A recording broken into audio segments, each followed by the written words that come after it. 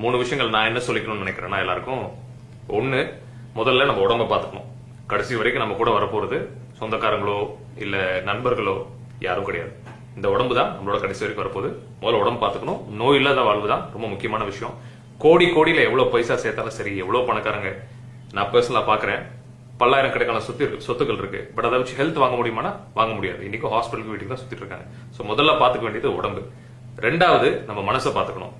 மனசை சுத்தமா வச்சுக்கணும். இப்ப இருக்க காலகட்டத்தில் பாத்தீங்கன்னா எங்க பார்த்தாலும் நெகட்டிவ் விஷயங்கள், இல்லாத பொல்லாத விஷயங்கள் பேசுறது, பிளஸ் அதாவது மனசுக்கு நமக்கு சங்கடம் ஏற்படுத்தக்கூடிய விஷயங்களா தான் மீடியாலும் சரி எங்க போலாம் நிறைய நம்ம கேட்கிறோம்.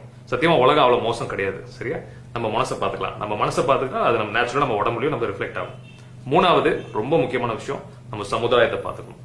சமுதாயத்தை பாத்துக்கணும்னா நான் உடனே போய் இறங்கி வீடு வீடா போய் எல்லாருக்கும் இல்லாதவங்களுக்கு காசு கொடுங்க, இல்ல போய் இறங்கி ரோட்டை கிளீன் பண்ணுங்க அப்படி சொல்லல.